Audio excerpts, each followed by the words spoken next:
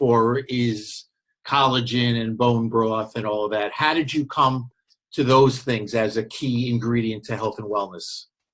Yeah, so again, when I was researching and looking at my mom's health, and even a few years after, I started looking at what is our body made up of in general. And one of the things that I came across is that 1/3 of all of our protein in our body is collagen protein. So, pretty much for the most part, our skin, our hair, our nails, our gut lining, our arterial walls, our bones, our ligaments, our tendons, all of our fascia that runs and lines our entire body, it's all made up of collagen.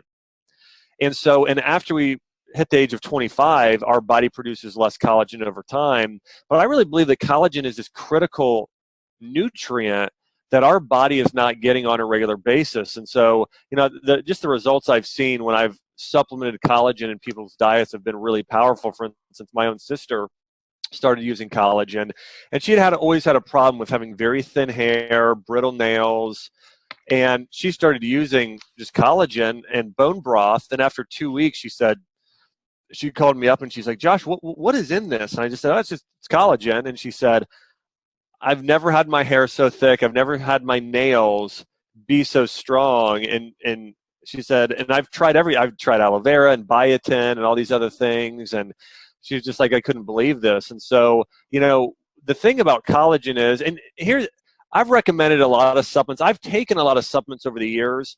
And sometimes you are your own petri dish. That's yeah, the best way absolutely. to go.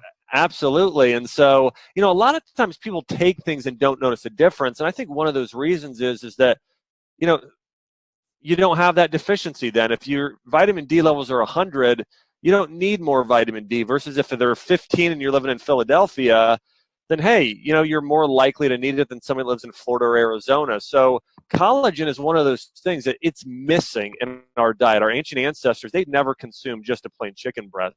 It was, they would always drink broth if they were having meat.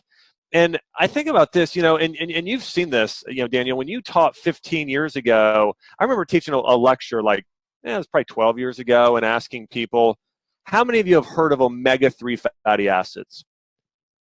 Nobody. I'm serious. 15%, 10%. Like if there's a couple people, educated people that raise their hand, no one else. Think about this. This is almost 10 years ago. 10 years ago, almost nobody knew what an omega-3 fat was, and that you needed a balance of omega-3 and omega-6s to have proper levels of inflammation within the body.